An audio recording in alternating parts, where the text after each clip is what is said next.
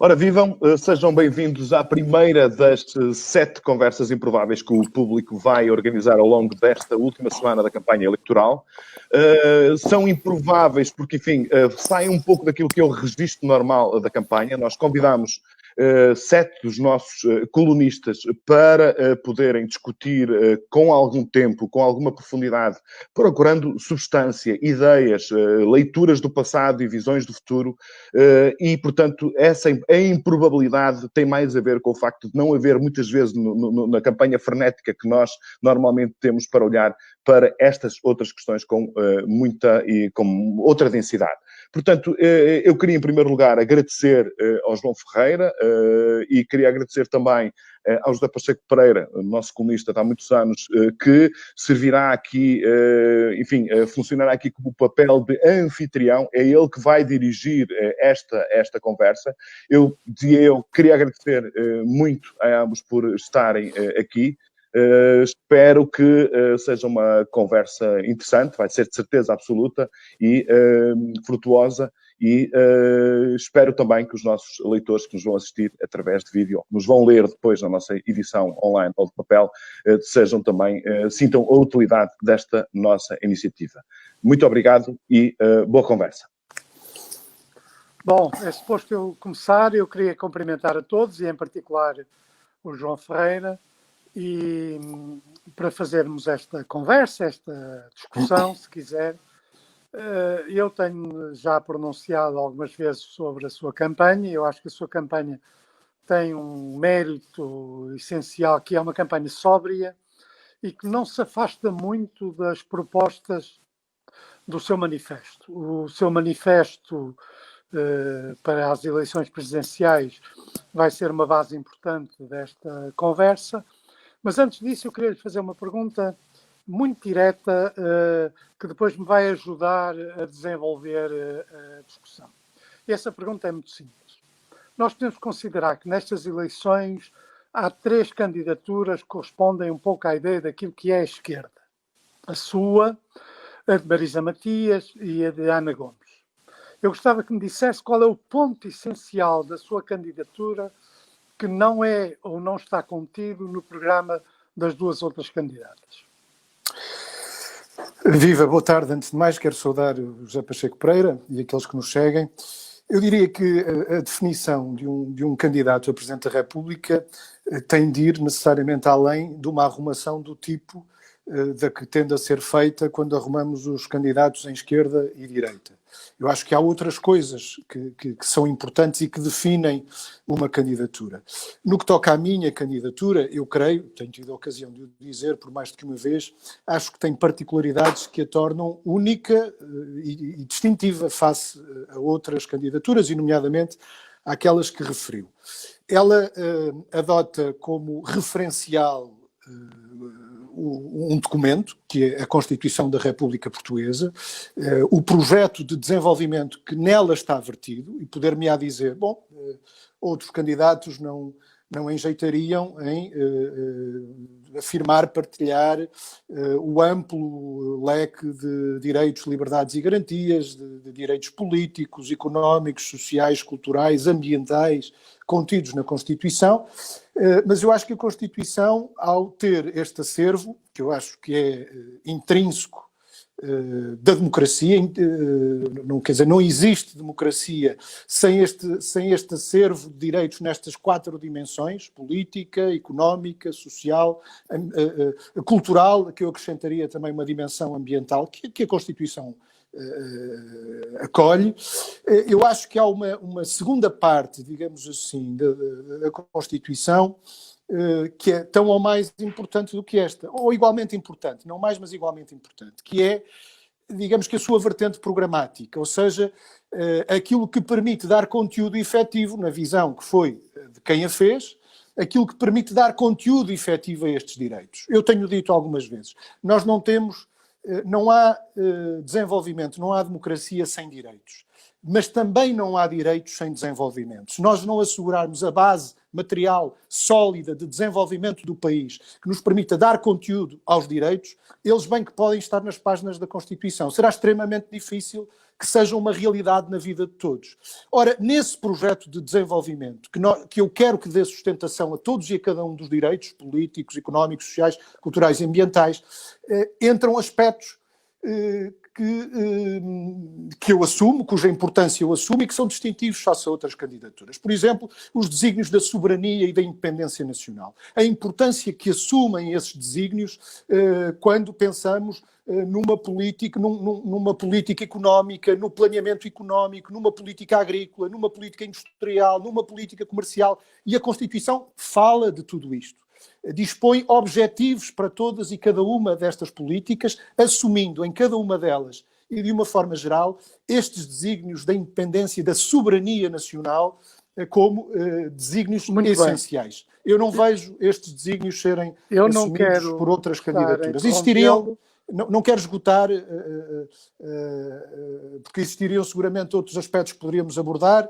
Eu tenho-os evitado no sentido em que tenho procurado afirmar esta candidatura sobretudo pela positiva, e acho que nessa afirmação pela positiva também acaba por se fazer uma distinção face a outras candidaturas. Creio mesmo que talvez seja esse hoje o aspecto mais distintivo face às outras duas candidaturas que referiu, ou seja, a centralidade que na minha ocupam as questões nacionais, as grandes questões nacionais, mais do que questões e protagonistas de conjuntura, as preocupações dos portugueses, as dificuldades que enfrentam no seu dia-a-dia e a forma como o Presidente da República, no exercício dos seus poderes, pode contribuir para superar disso. Eu percebi o seu ponto, mas em bom rigor, se nós exprimirmos isso tudo, a única coisa que objetivamente o distingue das outras duas candidaturas que eu referi, Marisa Matias e Ana Gomes, é a questão da soberania, a questão de uma política que corresponda, no fundo, uma política que não corresponda às diretrizes da União Europeia. É a única coisa... Mais não é única, eu acho que talvez não tenha espremido tudo. Diferente. Talvez não tenha espremido tudo. Mas essa é indiscutivelmente uma questão de grande importância. Aí temos uma diferença e vamos já discuti-la mais à frente. Agora vamos ao seu manifesto, ao seu documento essencial de candidatura, que não se limita apenas a falar da Constituição. O aspecto mais interessante desse documento, e com que provavelmente não irá concordar com a análise que eu faço, é que ele é um documento profundamente idealista, o que tem algum interesse. Começa por uma citação de Saramago e uma citação de Castrinho, de Mário Castrinho, sobre a esperança que nos fala ao ouvido. Mas depois sabe qual é a palavra mais comum do seu manifesto? É força. Ora, é muito difícil que um manifesto que se coloca à esquerda coloque a palavra força como uma palavra central que de alguma maneira parece distinta. Na análise da Constituição, a palavra força é repetida inúmeras vezes. Eu percebo o sentido. O sentido é um sentido de que essa força é dada por um movimento popular que de alguma maneira apoia ou condiciona a sua candidatura. Mas a caracterização desse movimento pela expressão força é, do meu ponto de vista, puramente idealista. E depois tem uma série de contradições. Vamos à primeira das contradições, que aliás é uma contradição entre os objetivos ecológicos do seu programa e a defesa, no fundo, de um projeto de reindustrialização nacional. Porque uma das coisas que está na base é a ideia de que há uma destruição do tecido produtivo e nós sabemos que a destruição desse tecido produtivo faz-se essencialmente, ou fez-se essencialmente, nas grandes indústrias, nos grandes conglomerados industriais. Como é que é compatível uma defesa de uma reindustrialização com as preocupações pelo ambiente que o seu manifesto refere? Isso é, em todo o mundo e em todas as circunstâncias, contraditório. Não creio até que é a melhor demonstração de como essa declaração e a visão que contém não é tanto idealista, mas é, ao contrário, profundamente materialista. Já vou aí, não quero deixar de dizer alguma coisa sobre a questão da força. Nós estamos colocados perante uma situação, enfim, como imagina, alguém que, como eu, pretende transformar transformar a vida, transformar o país, tenha de pensar, de cuidar, de mobilizar as forças que são necessárias para essa transformação. Entre essas forças está, evidentemente, a força popular, a força do movimento popular. Mais do que convocá-lo, porque ele é necessário para essa transformação, significa um reconhecimento que no curso da história tem essa força do movimento popular. Quanto à suposta contradição, que eu acho que não é uma contradição, é uma recusa de uma visão idílica, essa sim, idealista, da questão ambiental, tendo a olhar para a questão ambiental como desligada de tudo o resto. Ora, as sociedades modernas, repousam sobre setores industriais que Por asseguram... exemplo, o caso da Galp, do seu ponto de vista... Eu vou lá. A Galp devia manter as refinarias que tem. Sim, as sociedades modernas, e há certamente aí uma transformação a fazer, mas não é uma transformação que se possa fazer de um dia para o outro. Dependem da atividade industrial. Aliás, o homem e as sociedades humanas vivem da transformação daquilo que encontramos à nossa volta para satisfazermos necessidades. Essa transformação, desde sempre, causou impactos na natureza.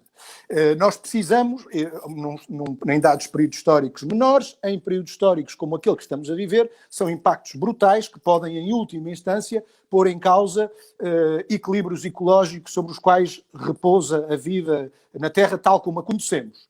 Agora, isto não faz desaparecer a necessidade de nós satisfazermos, encontrarmos uma forma de organização da economia e da sociedade que nos permita satisfazer necessidades, fazendo-o em equilíbrio com o ambiente e com os seus recursos, com a natureza e os seus recursos. Isso é um bocado retórico, porque todos nós não é retórico. A reindustrialização. Uma das características das grandes indústrias e o que está implícito no seu manifesto não é o regresso de pequenas unidades industriais, é o regresso a um país industrializado que, aliás, corresponde às posições do PCP. Mas ao Pacheco Pereira, repare, em que é que isso, por exemplo, afeta as nossas obrigações nos tratados internacionais do controle das emissões?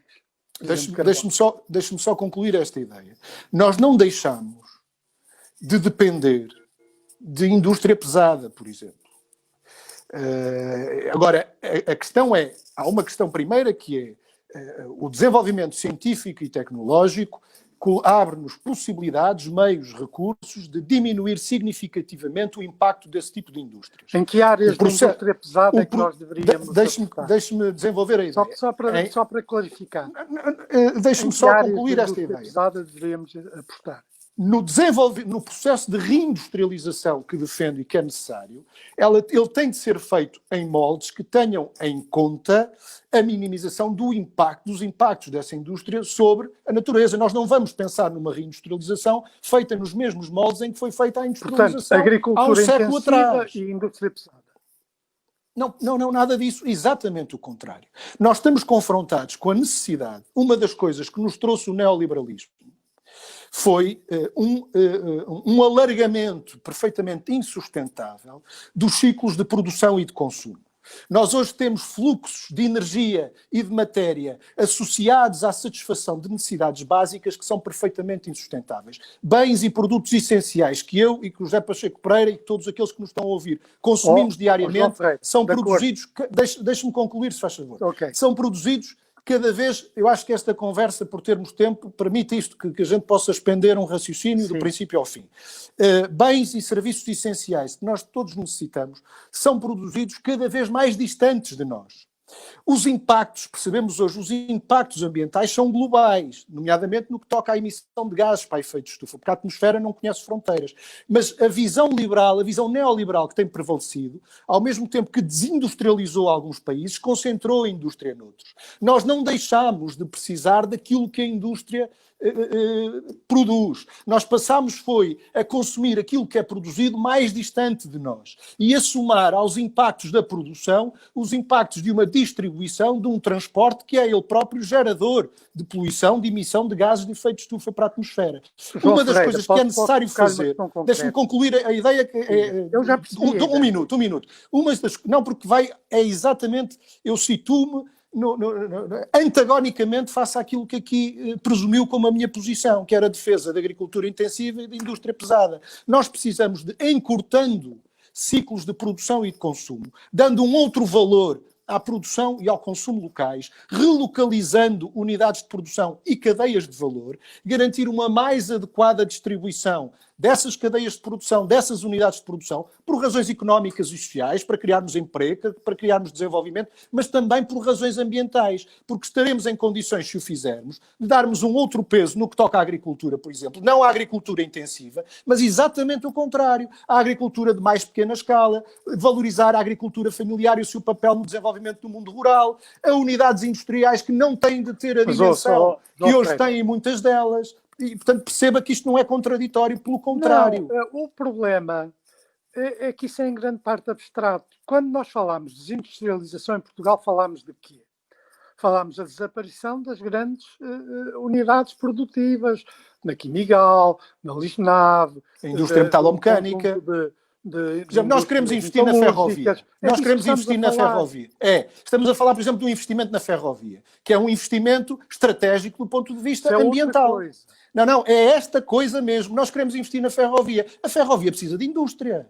Onde é que vão ser feitas as carruagens? Onde é que vão ser feitos os carris? Bom, nós podemos comprar esses carris, essas carruagens à Alemanha e as locomotivas à Alemanha. Que possa impedir o aumento do peso em termos de ecológicos de um processo de reindustrialização. Mas vamos a outra... José Pacheco Pereira, nós queremos energias renováveis. Muito bem. Precisamos de dínamos para as barragens. Precisamos de dínamos para as eólicas. Onde é que eles vão ser feitos? Não caem do ar. Não caem do ar. É a indústria metalomecânica que os faz. Nós queremos comboios a circular no país. Onde é que vão ser feitos os comboios? Nós temos duas opções. Onde aconteceu? Espera. Vales dos rios em todo o norte de Portugal, principalmente. Bem sei. E deixou de haver paisagens que incluíssem caminhadas das montanhas. Bem sei. E é por isso. A qualidade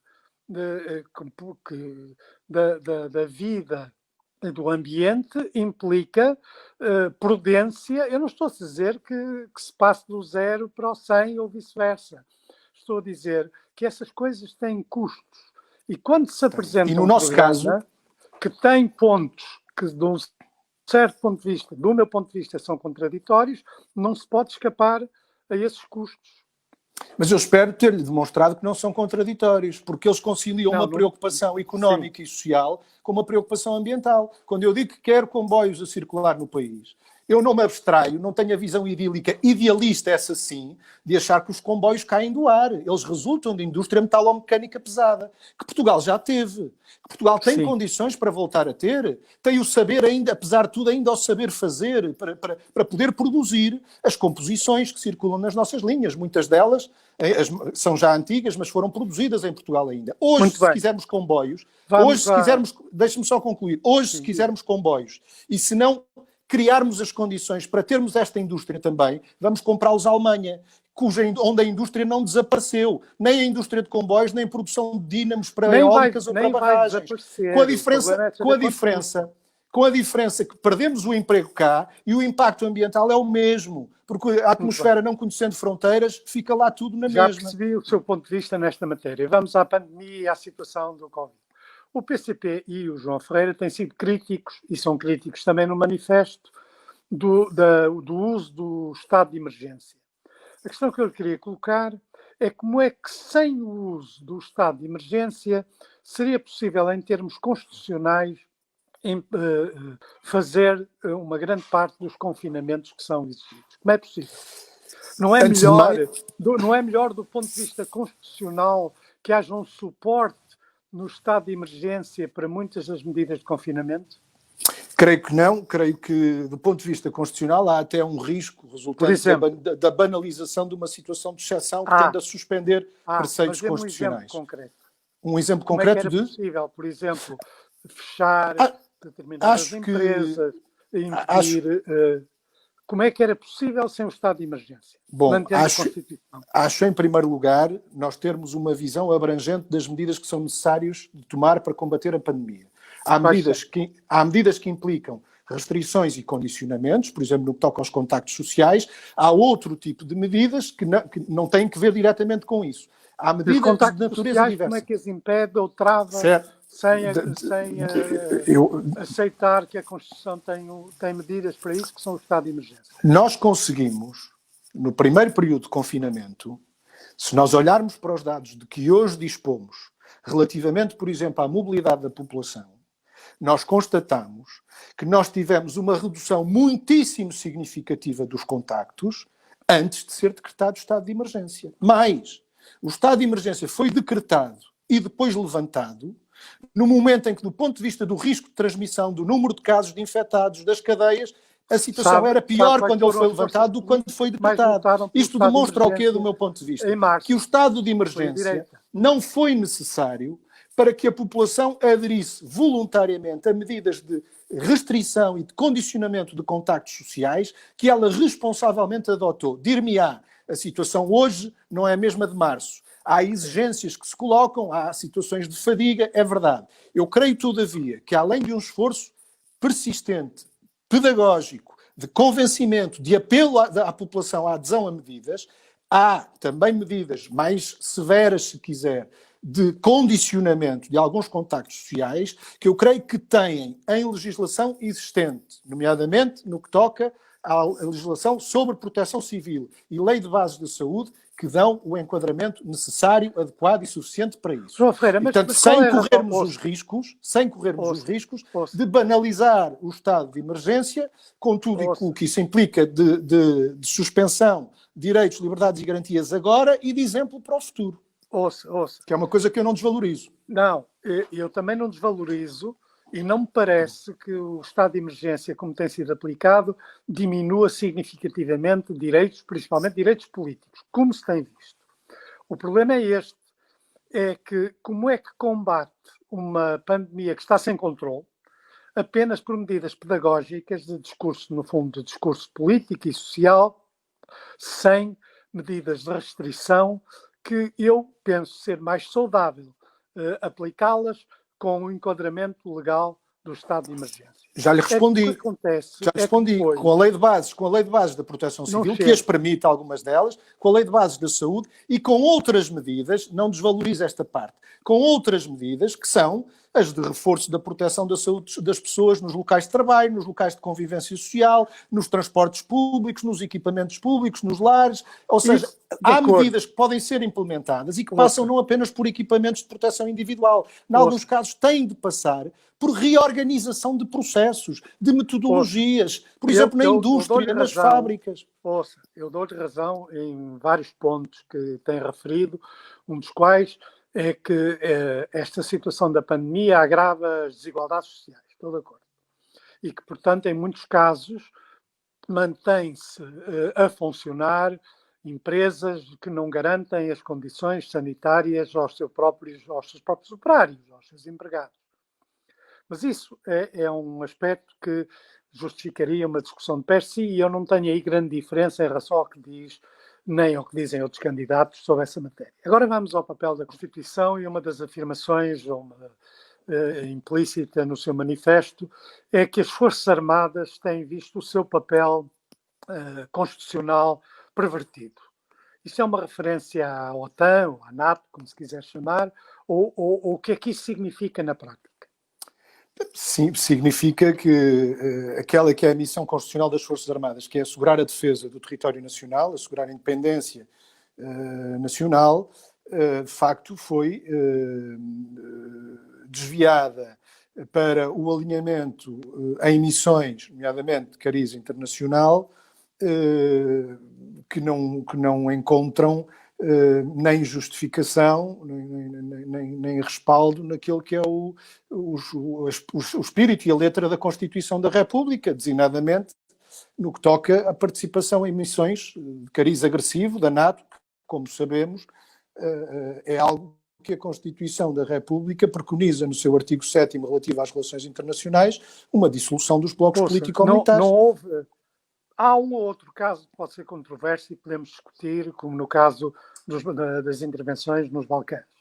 Mas a maioria das missões das Forças Armadas tem cobertura institucional das Nações Unidas e tem um papel humanitário em África em particular, e, portanto, eu penso que não está a contestar essas missões. Não estou a contestar todas as missões. Estou a contestar, eu refiro-me particularmente às missões no quadro da NATO, que não têm uma natureza humanitária. Pelo contrário, o exemplo que referiu dos Balcãs é disso bem elucidativo. Mas toda a subjugação de opções, por exemplo, no domínio do equipamento,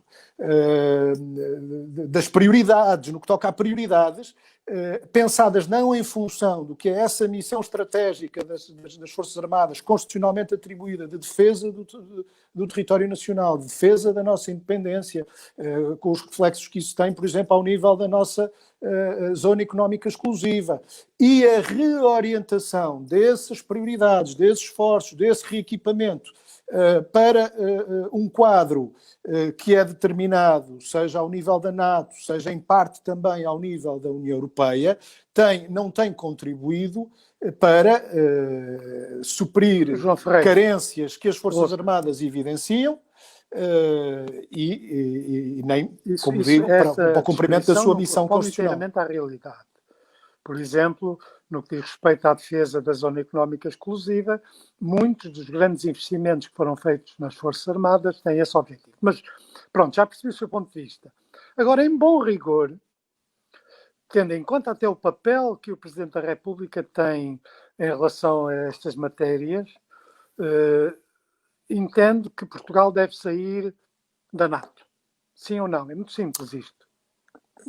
Eu entendo que, tal como entende a Constituição da República, Portugal se deve movimentar no plano internacional tendo em vista uma dissolução dos blocos político-militares. Isso pode ser articulado com essa decisão do país. Agora, a saída de Portugal da NATO não dissolve automaticamente a NATO. Eu acho que Portugal deve trabalhar no plano internacional para uma dissolução dos blocos político-militares.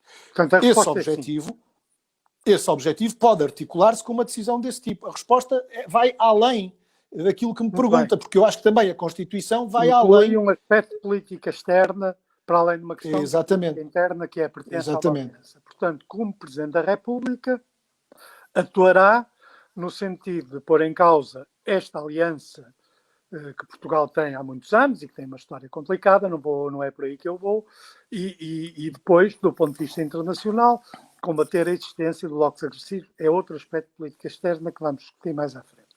Agora, em relação àquilo que realmente a sua candidatura é diferente das outras, para além da retórica política, estou a dizer retórica política sem sentido pejorativo, é a questão da União Europeia.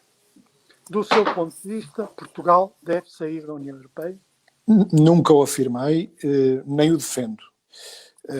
Eu acredito profundamente num processo de cooperação entre Estados na Europa, até de integração também, é uma dimensão de cooperação que deve ter integração, que admite integração, mas um processo erigido em bases que são bases distintas daquelas sobre as quais se erigiu a União Europeia. Desde logo, no facto de ser um processo de integração e de cooperação entre iguais, entre Estados soberanos e iguais em direitos. E não um processo onde haja lugar à imposição por parte de Estados mais poderosos de opções e orientações contrárias aos interesses de outros Estados menos poderosos.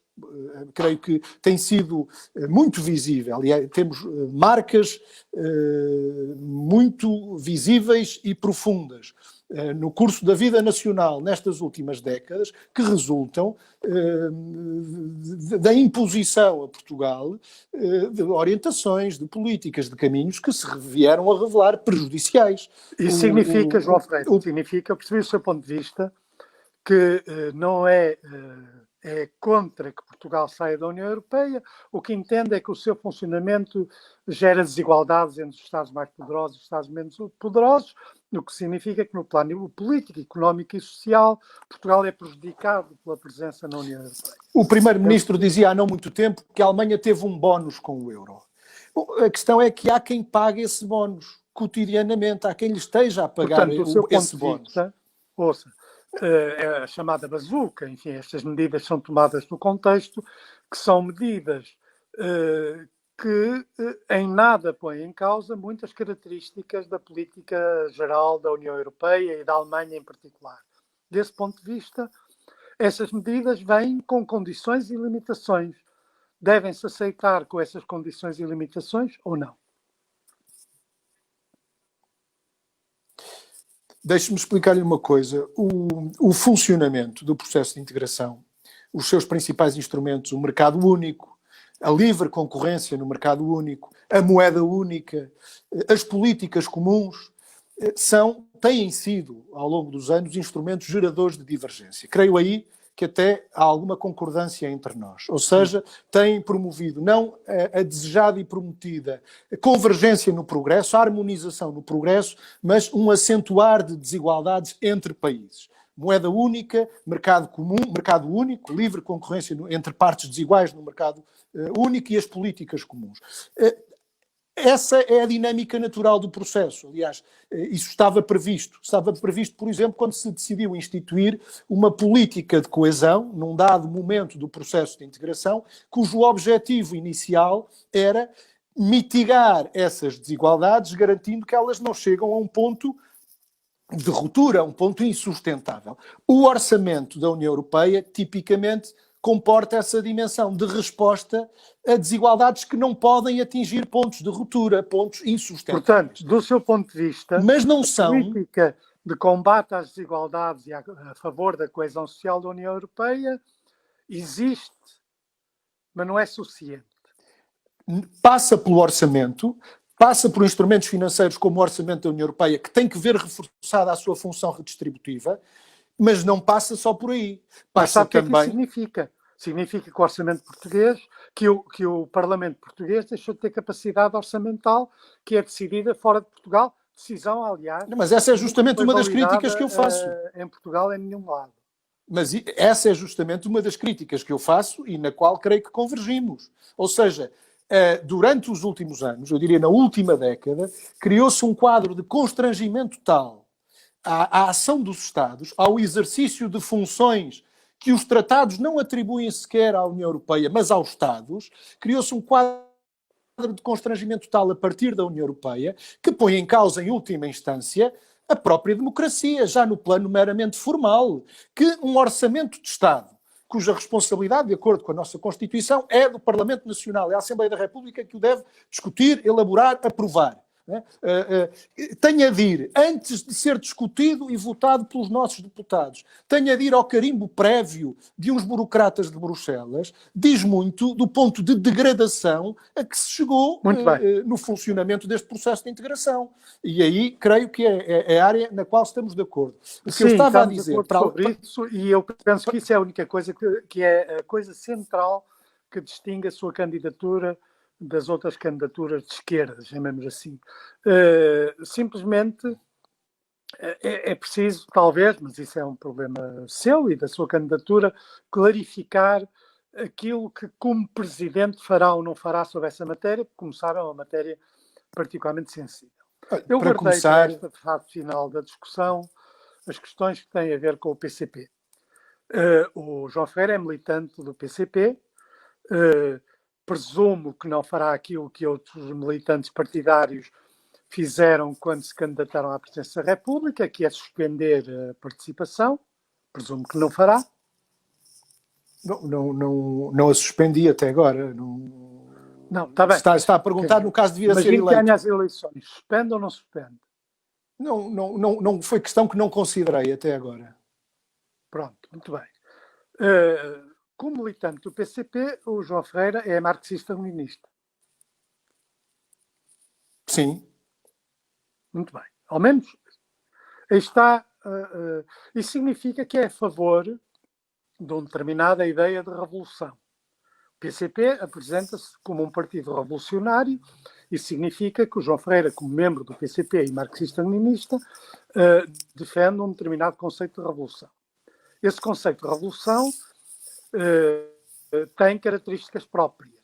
Como é que ele está presente na sua ação presidencial e na sua candidatura presidencial? Porque, olhando para o seu manifesto, vendo as preocupações que o seu manifesto refere, e com exceção, e é evidente que eu não acho que distinga a sua candidatura a preocupação com a desigualdade na distribuição, as preocupações com os salários, com os direitos dos trabalhadores. Isso está muito para além daquilo que é o programa do PCP. A ideia de revolução não está. O que é que, do seu ponto de vista, significa em 2021 para um candidato presidencial ser revolucionário e marxista-leninista? Significa, antes de mais, inserir o momento que vivemos numa história e olhar para a realidade a partir daquilo que ela é, aquilo que falávamos ao início, a recusa das visões idealistas desligadas da realidade.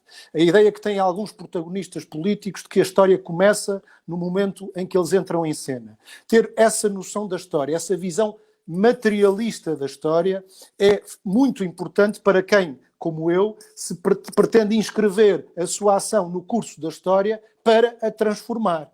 Para a transformar, designadamente no que toca à sociedade que vivemos, numa sociedade diferente. Que a história tem um sentido, tem uma direção. Não. E que essa direção se faz Não. no sentido de uma sociedade sem classes, eu acho, igualdade, se me deixar responder, eu digo o que é que eu acho. assente de uma forma específica de governo. Não, sim ou não? Eu tenho todo o gosto em responder a todas as perguntas que me queira fazer. Tem é que me deixar responder a mim e não ser o Pacheco Pereira a responder. Muito bem. Volto a dizer, a defesa dessa visão marxista, materialista, se quiser, começa por aí, por inscrever o momento que estamos a viver num processo histórico mais amplo. Compreender esse processo histórico, compreender as formas de transformação da sociedade que ao longo da história tiveram lugar. Compreender, para alguém como eu que defende, para alguém como eu que defende uma transformação sob vários pontos de vista radical na forma como organizamos a sociedade e a economia, nos objetivos para os quais orientamos a organização da sociedade e da economia, ou seja, uma sociedade e uma economia orientada para a satisfação das necessidades das pessoas, para o bem comum e não para as necessidades de acumulação de uma ínfima minoria. Para quem, como eu, se bate por uma sociedade deste tipo, isto exige, olhando para as experiências do passado, olhando para a relação de forças sociais hoje existentes na nossa sociedade, exige essas transformações profundas que podem assumir naturezas diferentes. Nós tivemos, num período histórico... João Ferreira, dê-me exemplo, ouça. Era aí que eu ia entrar.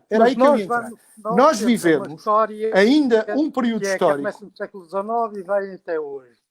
Quais são os momentos dessa história, exatamente porque a reclama, quais são os momentos de transformações decisivas dessa história? A Revolução, por exemplo. Era aí que eu queria ir. O 25 de Abril. Nós vivemos ainda uma revolução inacabada. Nós vivemos, em Portugal, uma revolução inacabada. O 25 de Abril é uma revolução recente. Isso é como? Revolução de facto. Foi um momento em que se acorreu aos alicerces do Estado e os transformámos radicalmente, profundamente. A expressão disso é a nossa Constituição da República, que lança em bases profundamente democráticas a edificação de um novo Estado, que contém uma dimensão de direitos políticos, económicos, sociais, culturais, que são indissociáveis de uma visão de uma democracia avançada. Ora, sucede que essa revolução está inacabada, e que se iniciou num dado momento... Diga. Democracia avançada é a proposta que o PCP e Álvaro Cunhal fez para substituir a expressão ditadura do proletariado, sendo não é rigoroso. Não é rigoroso. Formal. Não é rigoroso. Desculpe, mas não é rigoroso. A proposta de democracia avançada, desculpe lá. Não é rigoroso. Peço desculpa. Para substituir a expressão ditadura do proletariado. Não, está enganado. Com a clara afirmação, e sugerida várias vezes, que as razões, enfim, pode não gostar dessa palavra, nem em grande parte cosméticas, mas quando eu lhe peço exemplos históricos, porque reivindicou uma história, e eu compreendo essa reivindicação, tem sentido, essa história é identitária, o 25 não é, sem dúvida, o melhor exemplo. Bom, mas permite-me... É um exemplo que tem que acrescentar a outros. Para mim é o melhor... Para mim, reivindicar a história significa falar dela. Se me permite escolher a mim os exemplos, para mim é o melhor exemplo. Ok. E deixe-me dizer-lhe outra Esse coisa, é acho que como? está a fazer várias confusões. De facto, sendo rigoroso, a democracia avançada não foi usada para substituir a expressão que referiu, ditadura do proletariado. Houve uma outra expressão que foi utilizada, que foi a da hegemonia, mas está a confundir objetivos, fases, etapas com meios, com formas. Isso é uma confusão muito grande. Repare, a democracia avançada, tal como eu a entendo, A forma tal como qual eu é? A entendo, forma para a revolução qual é uma democracia que está plasmada na Constituição da República. Os traços gerais da democracia avançada que eu defendo é a Constituição da República, que ela própria, Portanto, ao estabelecer essas João bases Ferreira, de uma a pergunta democracia, pertinente em deixe-me só relação ao que está a concluir, dizer. Do ela seu ponto de própria, ao vista, defender as a bases, deixe-me só concluir Constituição esta ideia. sobrepõe-se ao programa Depois, deixe-me só concluir esta ideia. As bases da democracia avançada, simultaneamente uma democracia, simultaneamente no plano político, no plano económico, no plano social, no plano cultural, eu revejo-me por inteiro no que de essencial a nossa Constituição define dessa democracia. Constituição que ela própria, como sabe, ao definir essa democracia avançada em todos estes planos, uma democracia feita de um acervo muito significativo de direitos, liberdades e garantias, fixou um caminho para uma transformação mais profunda, que haveria de vir adiante. Não é? Ou seja, alcançada essa democracia avançada, ainda não construída, e é por isso que esse é o objetivo histórico pelo qual me bato neste momento, não é o objetivo último, mas é o objetivo imediato pelo qual me bato, mas também no espírito da própria o Constituição. objetivo último é o socialismo e depois o comunismo. Acolhido no preâmbulo da Constituição, veja lá que até nisso eu me revejo na Constituição, não apenas naquilo que são os seus fundamentos, os alicerces que ela lança de uma democracia avançada nestes 4 planos, político, económico, social e cultural, mas até no caminho que ela própria decidiu estabelecer, ou quem a fez, decidiu estabelecer no seu preâmbulo que aquilo era parte, aquela democracia avançada, tinha como horizonte, tinha como perspectiva uma outra sociedade, até aí eu me revejo na Constituição. E como é, também eu tenho essa perspectiva de uma outra sociedade. Uma vez realizada a democracia avançada, no seu entender, como é que se passa para o socialismo? Porque sendo marxista-leninista, por exemplo, dá um papel importante à violência. Não, José Pacheco Pereira, sabe que aí, aprendendo com a história, não há receitas pré-determinadas. Muito menos antes de vivermos os momentos em que isso se propicie. É com o curso da história, é com as particularidades de cada experiência histórica, de cada país e de cada povo, que essas soluções surgirão. Foi pela força que nós fizemos o 25 de Abril. Foi pela força que foi necessário derrubar um regime iníquo, fascista. Sim, mas havia uma ditadura. Foi pela força que instauramos. É verdade que foi pela força que instauramos os fundamentos de uma sociedade e de um regime democráticos. Eu não reconheço nem defendo, nem advogo modelos. Sim, uma democracia imperfeita, mas uma democracia. Uma democracia imperfeita, muito longe ainda da democracia que está contida, do projeto de democracia que está contido na nossa Constituição. Dessa democracia avançada, simultaneamente naqueles 4 planos. Eu acho que não há, mas para o sossegar, eu acho que não há receitas nem modelos pré-determinados. É o curso da história, é a nossa experiência e é a vontade, deixe-me só concluir, e é a vontade das pessoas. Não, deixe-me só dizer isto, eu prefiro ir para o futuro. É a vontade das pessoas, é sobretudo a vontade das pessoas. Porque é isso. Mas agora o que eu digo eu. O que o Pacheco Pereira acha que deve dizer o marxista-leninista é aquilo que o Pacheco Pereira acha que deve dizer o marxista-leninista. Que já foi, mas agora não é. Eu que sou. O Pacheco Pereira já foi, não é, e dirá o que acha que o marxista-leninista deve dizer. Aquilo que eu sou e que eu defendo, digo eu, se não se importa. E aquilo que eu defendo é que deve ser cada povo, de acordo com a sua vontade. E a vontade aqui é uma questão essencial em democracia, e eu defendo a democracia, uma democracia avançada. Sim, e a força que esse povo tenha também para construir essa sociedade nova. Mas eu não tenho nenhuma visão de importação, de defesa, de modelos, de experiências que tenham sido experimentadas ou vividas onde quer que seja. Onde quer que seja. Pelo contrário, algumas delas, eu afasto-me delas até. Porque acho que não há receitas pré-determinadas para transformações que neste momento, quer dizer, temos que reconhecer que não estão ali ao virar da esquina. Neste momento, aquilo que nos importa, neste momento, e este momento é um período histórico razoavelmente alargado, aquilo que nos importa, que nos deve mobilizar, não é só aos comunistas, a muitos e muitos democratas, é concretizar esta democracia avançada de que fala a nossa Constituição, simultaneamente nos planos político, económico, social, cultural, eu até acrescentava o ambiental, e concretizando essa democracia, depois encontraremos melhores condições para fazer o que falta e aquilo que desejarmos fazer. Eu percebi. Essa maneira de tratar a Constituição é muito especial, mas deixemos isso para uma outra altura. Eu gostaria de fazer um conjunto de perguntas muito concretas sobre situações atuais que envolvem, de alguma maneira, a rede de contactos e de relações internacionais do Partido Comunista e que têm a ver com circunstâncias do presente. Uma delas é: qual é o seu ponto de vista sobre as medidas repressivas que a China está a tomar em relação a Hong Kong? Olha, eu não estou aqui, estando aqui como candidato a Presidente da República, não estou aqui para fazer uma entrevista ao PCP ou a um dirigente do PCP. Não é essa a ideia. Eu acho que há aspectos, compreendi, por isso lhe respondi às questões que me colocou anteriormente sobre o que são as minhas visões de uma forma mais geral sobre a democracia que defendo. Sim, mas o Presidente da República pode pronunciar-se contra a repressão. Não, eu adoto...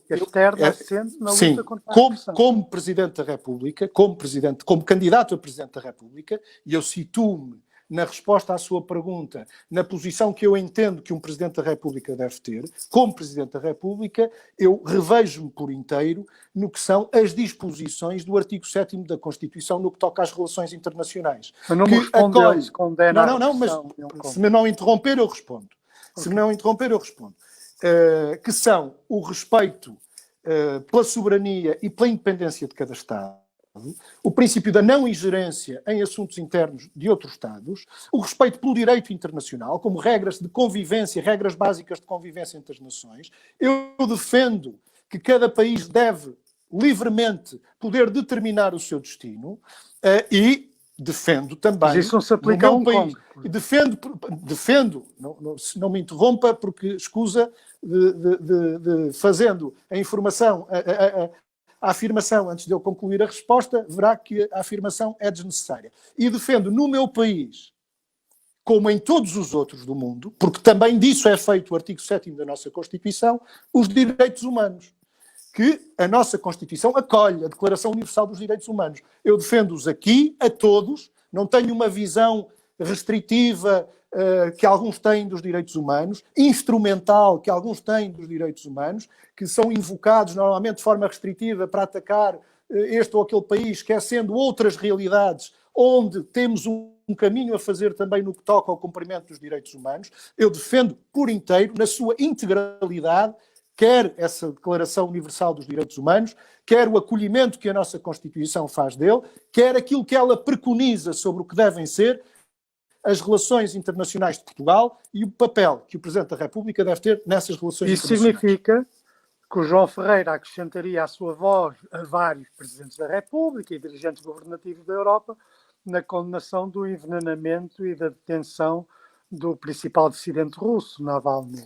Significaria que, em diversos momentos, eu não deixaria de atuar de acordo com esse artigo da Constituição para defender os valores que lá estão contidos, nomeadamente os direitos humanos. Muito bem. Por mim, agradeço-lhe a conversa que tivemos. Havia muito mais outras questões a tratar, mas penso que estamos no limite do tempo que nos foi atribuído. E boa sorte na sua campanha. Muito obrigado. Muito obrigado.